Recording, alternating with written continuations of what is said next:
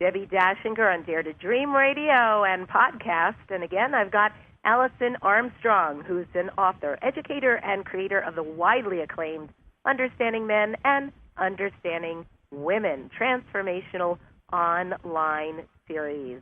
And you can find out more and go to her website at understandmen.com. Alison, so great to have you on Dare to Dream. Welcome. Thank you. I'm glad to be here. Yeah. Your timing is just perfect. So dreams, creating dreams, daring to dream, and relationships. Is there an intersection there? Is there a marriage between dreams and being in a relationship? Yes, a really important one. And can I break it down a little bit leading up to that point? Absolutely. Break it down. Okay. So after studying men since 1995, actually 1991, geez, we started our workshops in 1995, one of the biggest things women don't really get about men is how much they're organized around protecting the people they love. Actually, even a lot of them will say if you're within reach, they'll protect you, and providing for the people that they, you could say, consider belong to them. Like anything they would say after the word my son, my employees, my mother, my sister, my friend. They say the word my, that's in their circle of providing for. And that there's a order, there's a hierarchy of what they provide. And the first thing they're looking for is what do you really need, right? So they'll provide for what you need. And they'll be looking for, are you comfortable? Right, so this is men going, are you cold? Are you warm? Are you hungry? Are you thirsty? Right, so they want you to also be comfortable. And then it's ecstatic for them to get to provide something that makes you happy. And even beyond that is if they can provide for your dreams, if they can make your dreams come true, that is, or have a part of making your dreams come true, it's extraordinarily fulfilling for them. And both in how you reflect that back, but also in just their sense of themselves as a man and their expression of themselves as a man to make your dreams come true. Now, that part of the problem is that with women not knowing that is, especially in the dating realm, we have been, over time, we have developed this idea that a man wants to marry a woman who's not too much trouble, right? So don't need too much. Don't say that something will make you happy. And for sure, you wouldn't want to tell somebody your dreams because that would be completely intimidating. And so all the information that a man needs in order to keep pursuing a relationship with a woman, like, so can I give her what she needs? Can I make her happy? Are her dreams congruent with my life? Are they something that I could make come true? All that information he needs to make a decision about a relationship, she's not telling because she's not supposed to have any of that. And it actually, in February, Greg and I are celebrating our 25th wedding anniversary. And on our first, yeah, thank you. On our first date, he asked me, he said, so what are your dreams? And this is going to sound funny, but because he wasn't my type, so I wasn't all wound up in how to get him and keep him, I just had this heart resonance with him from the beginning. I told him my dreams. And I didn't know until much later what was happening on his side of the table. You know, when I said, I want to have at least one more child, and I want to be home to raise them. My son's grown up in daycare, and I don't want to do that again. That on his side of the table, he thought, I want to give her that, and she should have 2 daughters, right? Mm-hmm. And then I talked about that I wanted to have a foundation to support the things that I'm passionate about and that I see need to happen in the world. And I didn't find out till a long time later, he thought, I want to fund that. Yes. He kept he could sort himself in to the most important things that I was looking for that normally would have been afraid to say. I mean, oh my gosh, to say you want to have children and be financially supported, we're not supposed to say that, right? And to come out with my dreams, and that's when I found out and started talking to other men and finding out that they want to know that, and they want to know early on, like if your dreams conflict with their plan for their life, they consider they are not the right person for you, that you should be with someone who embraces your dreams, that they wouldn't do you the dishonor of trying to be with you and change who you are. They consider that dishonorable. A great tip this is. So I'm thinking down the road, here I am, just however many months, 9 months out of a 10-year relationship. So I was with somebody for a really long time. And I would say I'm not ready for dating yet. Mm-hmm. But when I do get ready for dating, I'm hearing from you that it's really good up front. One of the good conversations to have first or second date is to talk about dreams, because if there is not an alignment, not a congruency, it's pretty obvious that your mate won't be right for you, and vice versa. Right? Yeah, and can I say something about you being 9 months out of a 10-year relationship? Oh, I love it. Sure. Okay.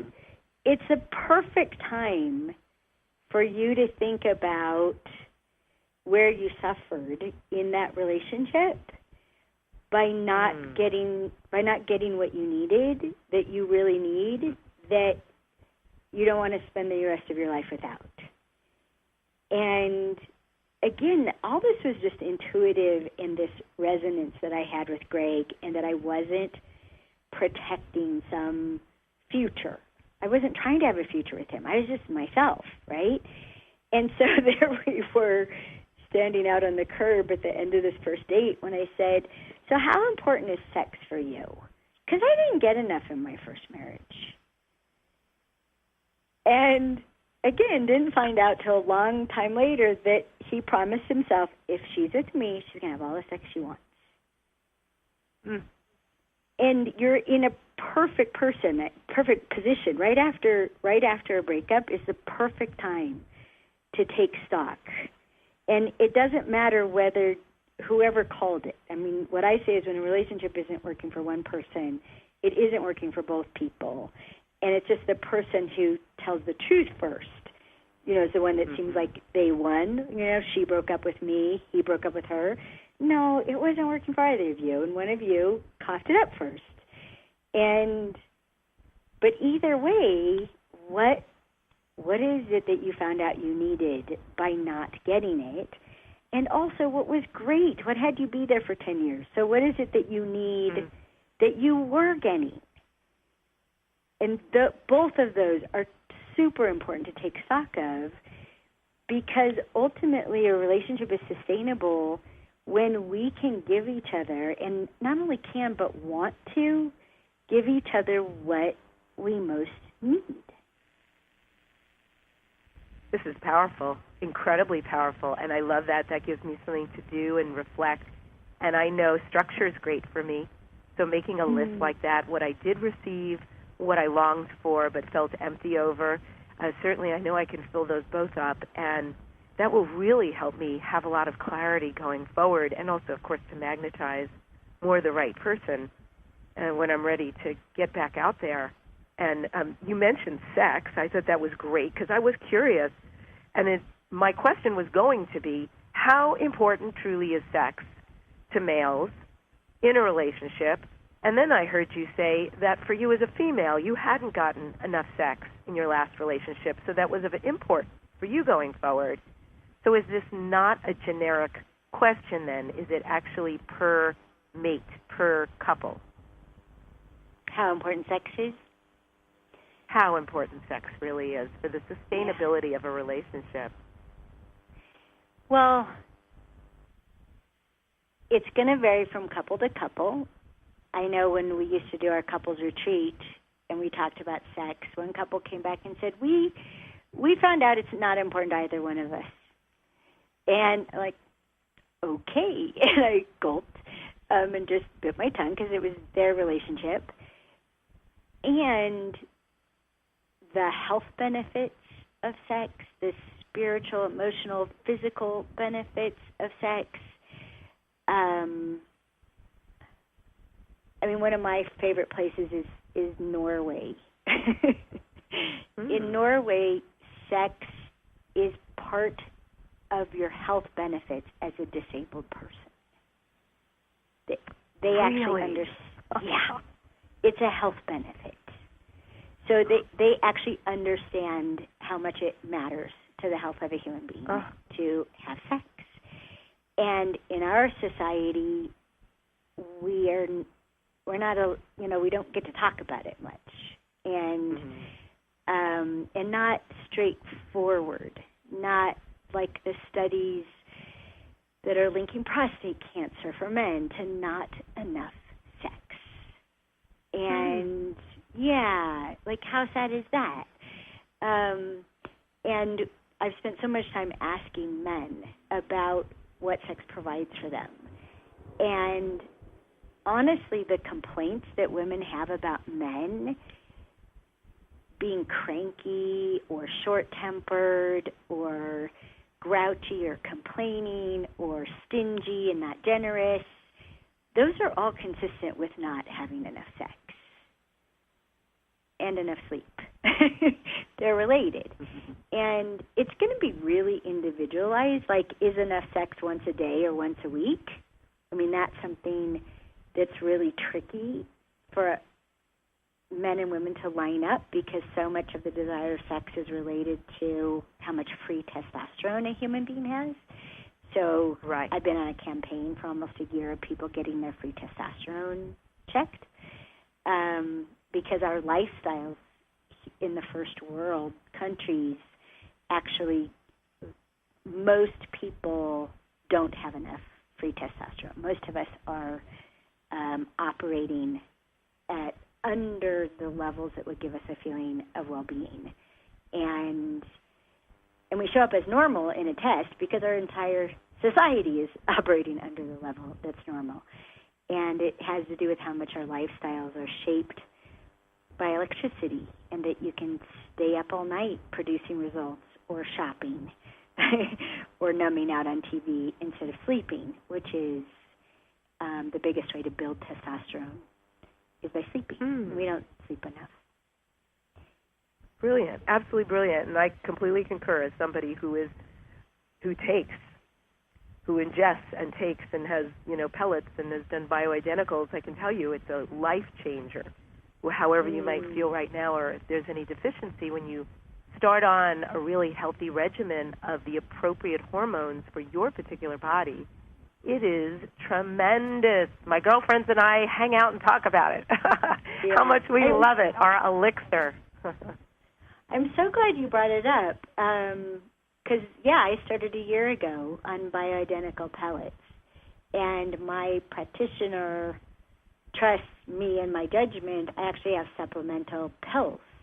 So when I have a rough day or a long day or an intense day, she knows I can take a quarter or a half or whatever, and I know the signs in my body when I need more. And it's huge. It's huge it's not just huge for, young people or middle-aged people. I just turned 57. My friend's dad is 91 years old, and he was on antidepressants. And I said, please get him tested for testosterone. And he had low levels for a 91-year-old. And they put him on shots, and the next thing you know, he's up, he's watching the ball game, he's walking his wife to the grocery store, he's playing golf again. And they thought he was just on this descent into death. No, he just had low testosterone. So your complete quality of life will change. Absolutely, and you can feel very depressed and not like yourself. You can completely lack energy, completely lack sex drive, have trouble sleeping, obviously have hot flashes, lose muscle mass. There are so many things, and it's so important, and it's so available. There are phenomenal practitioners. I started on bioidenticals. Now I'm using the pellets as well. and the supplemental pills. And, I mean, easy peasy. I don't have to think about it. I wake up and it's normal. It's wonderful. Yeah. You know, it's anti-aging and everything else. So highly recommended. And we're going to take a break. Can I tie it back to what we're talking about when we get back? Can we tie it back to your show? When we get back, can we tie it back to your show? Yes. We'll be talking more about dreams and anything else about relationships with Alison Armstrong when we return. You can join me after the show on Facebook, Dare to Dream Radio and TV, and you can tell Alison is raring to go. She's going to give you some stuff you haven't heard before. Stay right there. We'll be right back. Debbi Dachinger back on Dare to Dream Radio and podcast, and I'm interviewing Alison Armstrong. Again, you can go to understandmen.com. And Alison, we promised we were going to just tie this up about what we can use to help our bodies and daring to dream and what might be going on, not just in man-woman relationship, but sometimes in family relationships as well. What are your thoughts? Well, it includes that maybe you need hormone supplements, but so many people are, I would say they're working for their lifestyle, that they don't have energy left over to dream. I mean, you have to have energy to dream. When you're tired, you can't think beyond getting through what your life requires of you.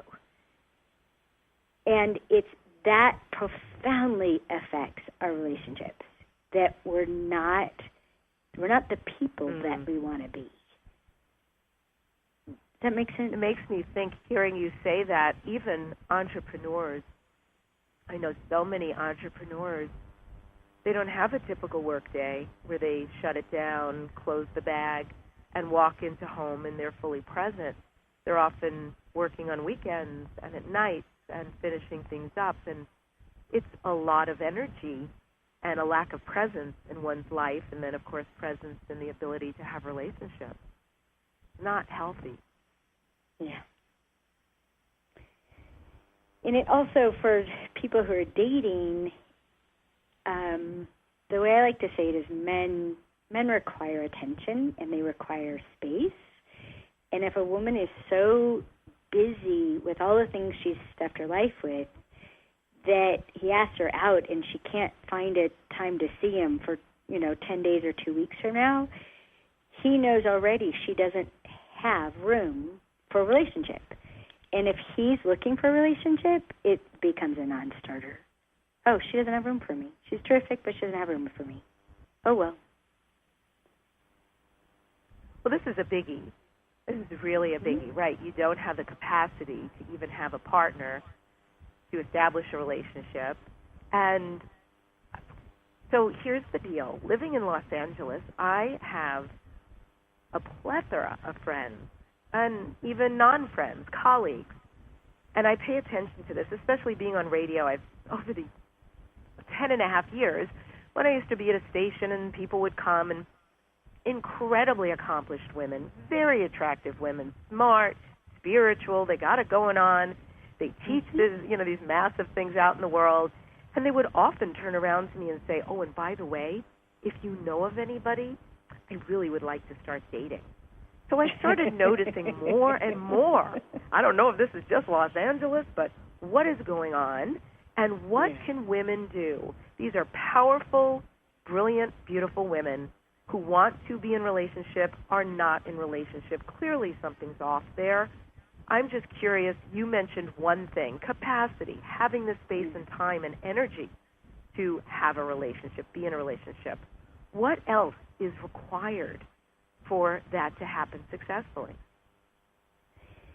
Well, the other thing that I see, because I know so many of our students are like you're describing, the other thing is that,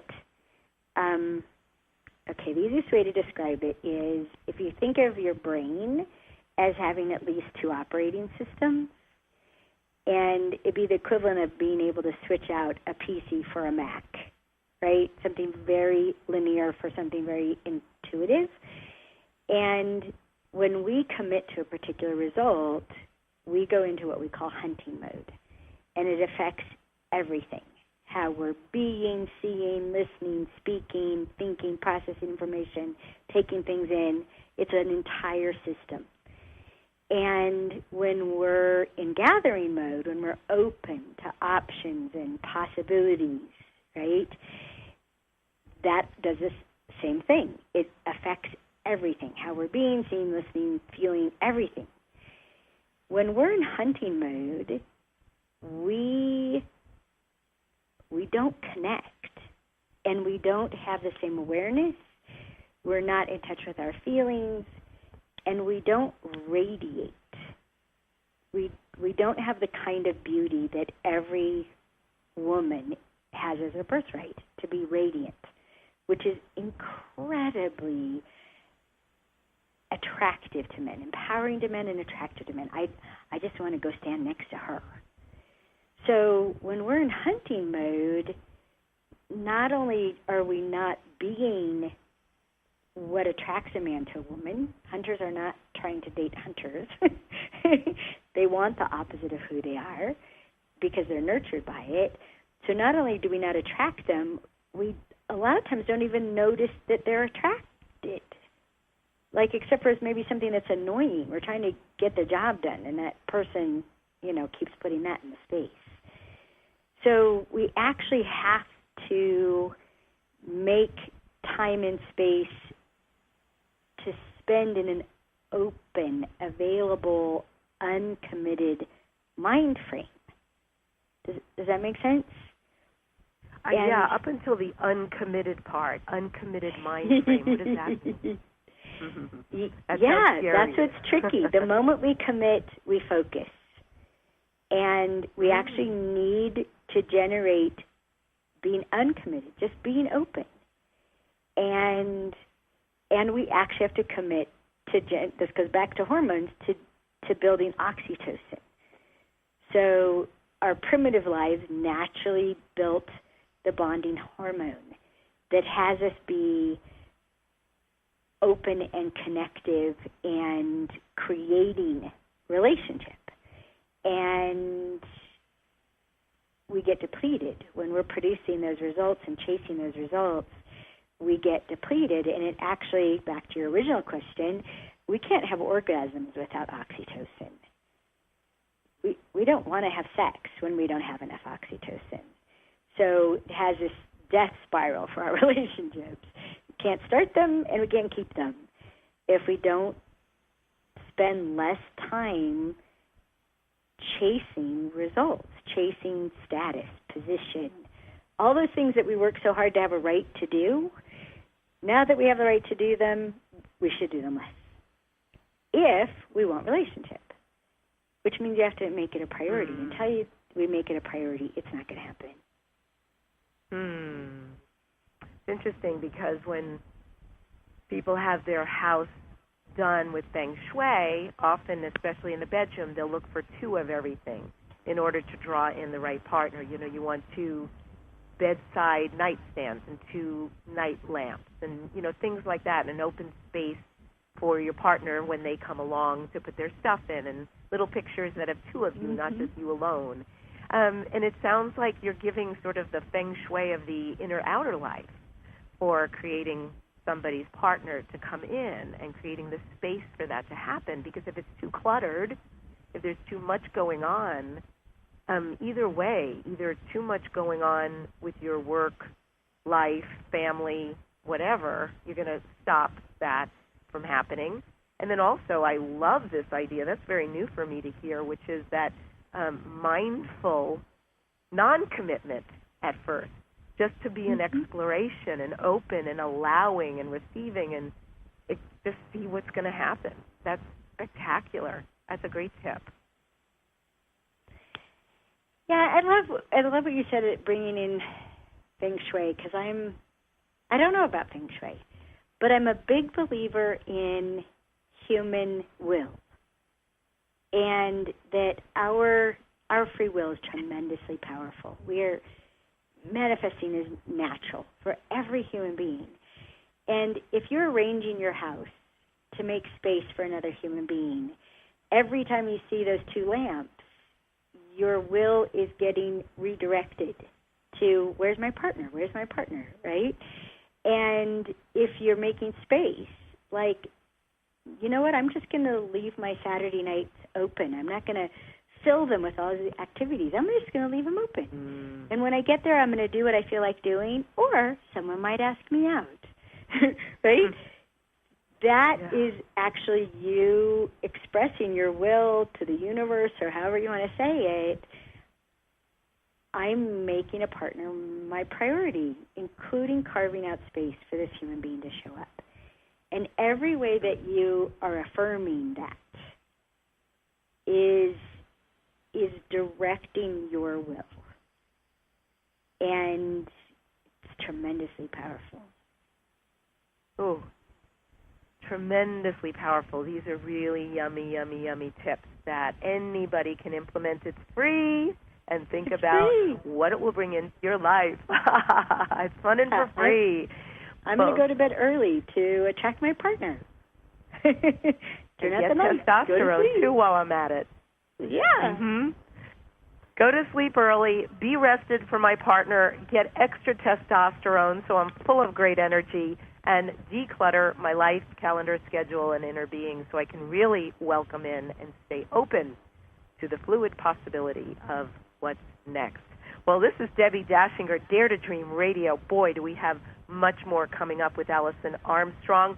We're going to be talking about how to encourage couples and also some of the things she does in her life to stay as conscious and awesome as she is.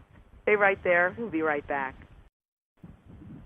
This is Debbi Dachinger, Dare to Dream Radio. I'm interviewing Alison Armstrong, who's a speaker in the areas of gender differences, well-being, empowerment, sexuality, and relationships.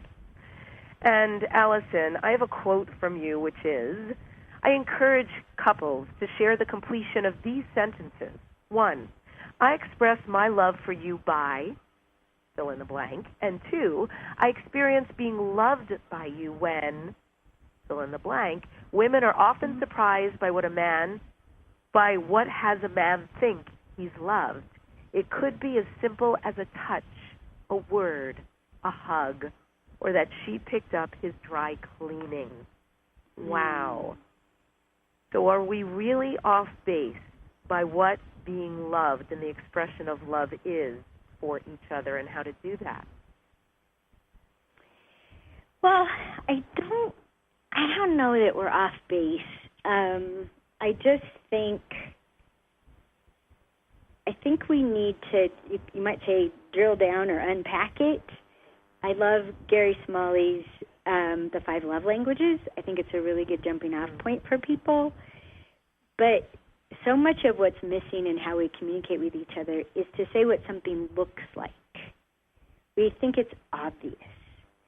And especially for women, it's like love to us is all about a feeling, the feeling of love. And so we think if we tell a man, I love you, and we feel love for him, that's it. Then he'll feel loved. But for men, it's so much more how love is shown and the actions that she takes that shows him that she loves him. And that's where we really need to ask, like, what shows you that I love you? And for Greg, food equals love. And, yeah, and we're pretty independent. And last night he comes in the kitchen and goes, what's that? I said, turkey nachos. He goes, that looks really good. You found that in our refrigerator? I'm like, you want a bite? Well, just a little one. And then he takes a bite. He's like, that's really good. How did you make that? And I said, I could make it for you. And his eyes get this little twinkle. I could make it. I said, I know you can, but I could make it for you. And he's like, okay. Because food is love. Just for me to make him a little bowl of nachos is hilarious. But I remember... And is that something, Alison, that you figured out over time by watching behavior and reactions? Or is this actually a conversation you and Greg had where you literally unveiled or became transparent about, these are the things that are valuable and meaningful to me. These equal love. Well, it can go both ways. And unfortunately, often we find out what matters to us by it not happening. And, I mean, I always wanted to cook for a family, and I cooked for my family 6-7 days a week for years. And then, I'll save you the whole story, something happened and I quit. I'm like, I'm done. I'm not going to cook anymore. Something happened called 3 different kinds of ways of eating, raw, vegetarian, and omnivore. Yes. And nobody willing to help me, and Greg making a snide remark, which he regrets. But I just quit. I quit cooking, and he freaked out. He freaked out. He was like a little boy. He's like, but food is love. And that was the first time in many years. On one of our early dates, he said, the way to my heart is through my stomach. And I just, took it in stride, and I purposely didn't cook for him because that seemed like it wouldn't be fair play because I'm a really good cook. And I wanted to play fair. Yeah, I wanted to play fair. So some things we find out by them happening and oh my gosh, that makes me feel so loved. We got to pay attention to that. Some of it happens by it not happening. And you notice there's a disconnect and honey, is there something I stopped doing that has you not feel loved or supported or appreciated anymore? Well, yeah, you used to pick up my dry cleaning. I found this out from a man in an airplane. He's like, well, my wife just doesn't appreciate me anymore. She's off doing her own thing. Really? What changed? And that's what came out of his mouth. She stopped picking up my dry cleaning. She used to make sure I had clean shirts for my business trips, and she doesn't anymore. It's beneath her. But I bet she had no idea how much it meant to him. And that's why it's good to ask. Yeah. So what do I do that has you experience being loved by me? And then put the imaginary duct tape over your mouth and listen and listen. And that's something we have to teach, especially women to do, but men sometimes too, to don't interrupt. Don't me too. Don't no, but what about? Just listen. We're always telling men just listen. Well, we should try it. Listen. And we teach women to count to 30 seconds while he's thinking. He's thinking. He's diving deep. Let him bring you back pearls. Right? So, yeah, we have to ask, we have to share, we have to listen, we have to watch. Men are always watching for what brightens us up. They're always looking for what makes us happy.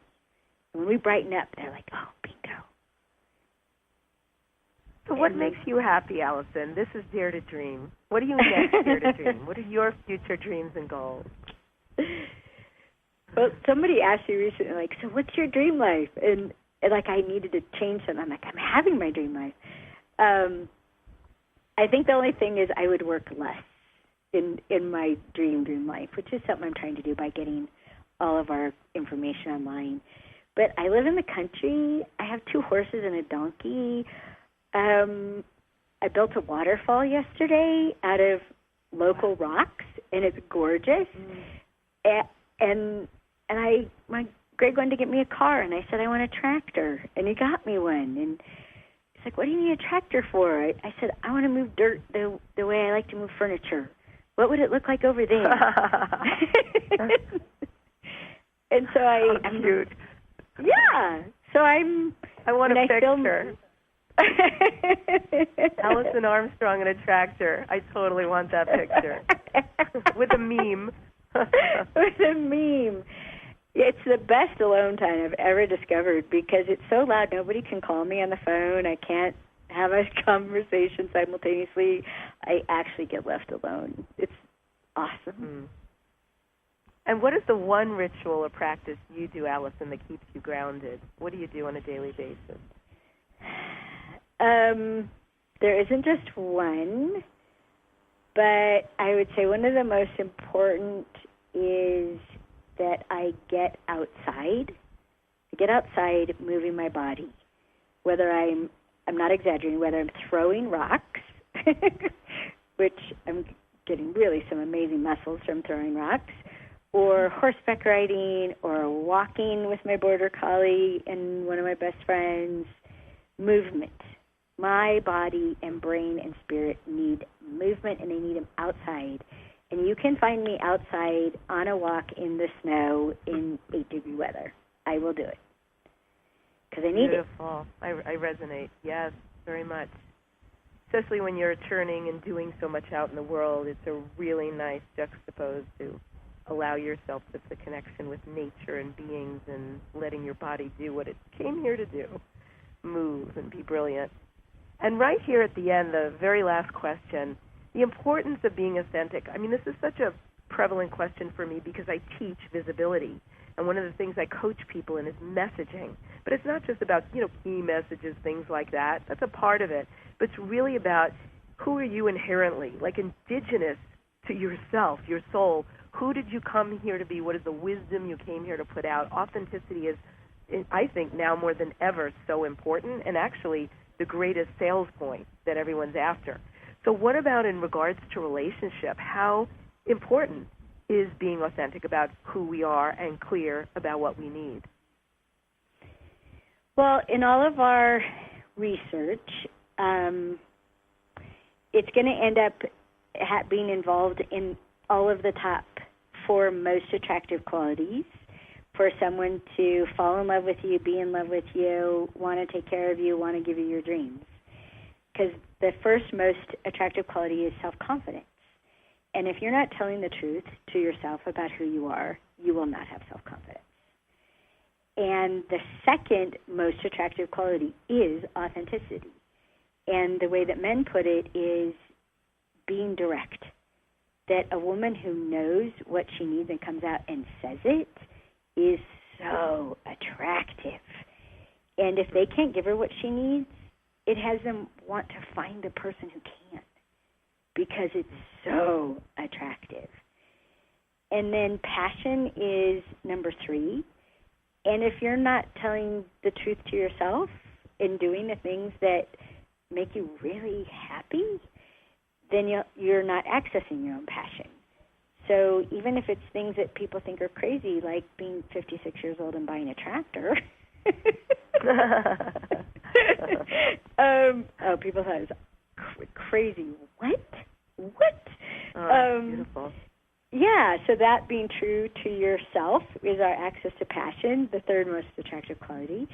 And then receptivity, meaning allowing other people to nurture you and feed you and give you what you need and honor that you're inspiring that generosity in them. So let them give it to you and be a queen about it. Be gracious about it. Let it in. And that's what so the biggest problem we see. For people. Yeah, and this is powerful stuff. So the 4 that Alison just shared with us is self-confidence, authenticity, and being direct, which is apparently quite sexy out there. I love that. Passion, being true to yourself, whether it's a tractor or something else you really feel like is in your call to do and be and have. And being receptive, receive, be nurtured, generosity, and, of course, be very gracious when you receive it. Alison, I have loved the time that I spent with you here on Dare to Dream. Thank you so much for coming on the show. You're welcome. It was a pleasure. It was awesome. And again, she's at understandmen.com, and as you heard, they're getting everything online. If it's not there already, there's a lot so far, so check it out. More about Alison Armstrong. And I end with a quote from Alison Armstrong. While most men want to get married to the right person, a woman's instincts are more likely to drive her to get married at the right time. And learning that a man is looking for the right person will cause a woman to try to be that, even if it means contorting herself. Logically, a man being the right person for her is part of her being the right person for him, meaning that if he can give her what she needs and what makes her happy, that's a good starting point for both of them. Go to my inspirational YouTube videos at youtube.com/DebOnTheRadio. And thanks for joining me today on Dare to Dream.